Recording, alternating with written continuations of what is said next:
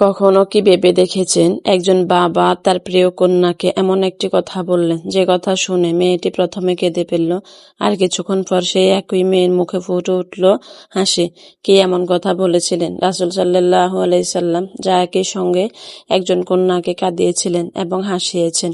এই ঘটনাটি হযরত মুহাম্মদ সাল্লাল্লাহু আলাইহি সাল্লাম তার কন্যার সঙ্গে নবীজি সাল্লাল্লাহু আলাইহি সাল্লামের জীবনের শেষ সময়ের অন্যতম একটি হৃদয়স্পর্শী ঘটনা। রাসূল সাল্লাল্লাহু আলাইহি সাল্লাম যখন তার শেষ অসুস্থতায় ছিলেন, তখন হযরত ফাতেমা রাদিয়াল্লাহু তাআলা আনহার কাছে এলেন। তিনি ছিলেন নবীজি সাল্লাল্লাহু আলাইহি সাল্লামের অত্যন্ত প্রিয় কন্যা। বর্ণনায় এসেছে, ফাতেমা রাদিয়াল্লাহু তাআলা আনহা যখন নবীজি সাল্লাল্লাহু আলাইহি সাল্লাম কাছে আসতেন, তিনি তাকে সম্মান করে অভ্যর্থনা জানাতেন এবং নিজের জায়গায় বসাতেন।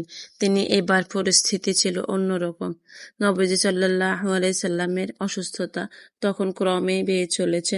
ফাতেমা রাদিয়াল্লাহু তাআলা আনহা বাবার কাছে এলেন। রাসূল সাল্লাল্লাহু আলাইহি সাল্লাম তাকে ডাকলেন এবং এমন একটি কথা বললেন যা অন্য কেউ শুনতে পেল না। ফাতেমা রাদিয়াল্লাহু তাআলা আনহা সেই কথা শুনে কাঁদতে শুরু করলেন। একজন মেয়ের চোখের সামনে যখন নিজের বাবার বিদায়ের আশঙ্কা, তখন সেই কান্না কতটা গভীর হতে পারে সেটা হয়তো কেবল একজন সন্তানই বুঝতে পারে।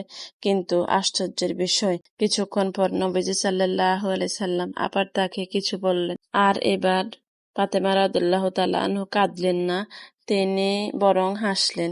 সেখানে উপস্থিত লোকেরা বিষয়টি দেখে অবাক হয়ে গেলেন। পরে নবীজি সাল্লাল্লাহু আলাইহি সাল্লামের ইন্তেকালের পর হযরত আয়েশা রাদিয়াল্লাহু তাআলা আনহা ফাতেমা রাদিয়াল্লাহু তাআলা আনহাকে জিজ্ঞেস করলেন, সেদিন রাসূল সাল্লাল্লাহু আলাইহি সাল্লাম তাকে কি বলেছিলেন? তখন ফাতেমা রাদিয়াল্লাহু তাআলা আনহা জানালেন, প্রথমবার নবীজি তাকে বলেছিলেন তার এই অসুস্থতার কারণেই তার ইন্তেকাল হতে পারে।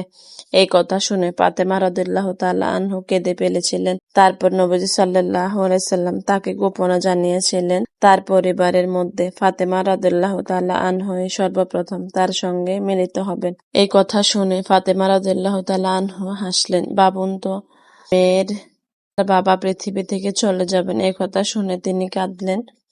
কিন্তু বাবার সঙ্গে আবার মিলিত হওয়ার সময় খুব বেশি দূরে নয়, তখন তার মুখে হাসি ফুটল।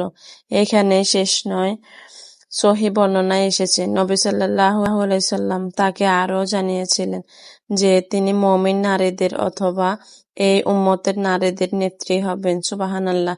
কিছুদিন পর রাসূল সাল্লাল্লাহু আলাইহি সাল্লাম ইন্তেকাল করলেন।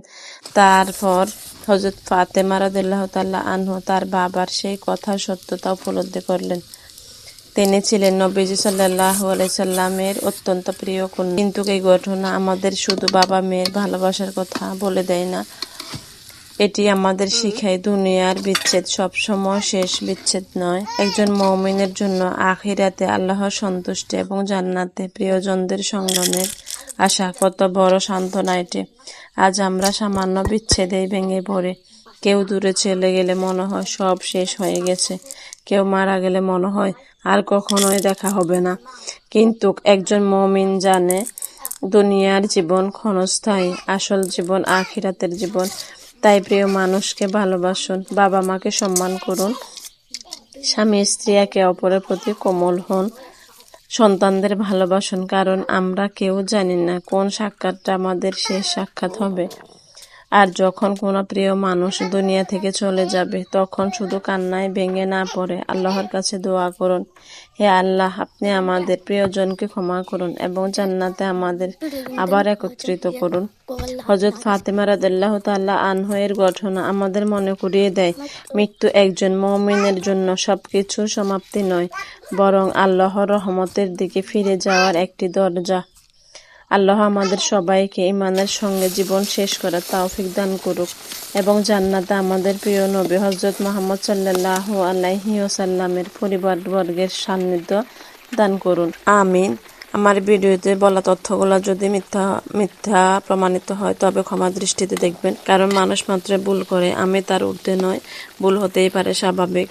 এমন কোনো তথ্য যদি ভুল হয়ে থাকে ক্ষমা দৃষ্টিতে দেখার জন্য অনুরোধ রইল। আমার ভিডিওটি কেমন লেগেছে লাইক, কমেন্ট এবং শেয়ার করে পাশে থাকবেন, আর আমার পেজটিকে ফলো দিয়ে সাপোর্ট দিয়ে যাবেন। আল্লাহ হাফেজ।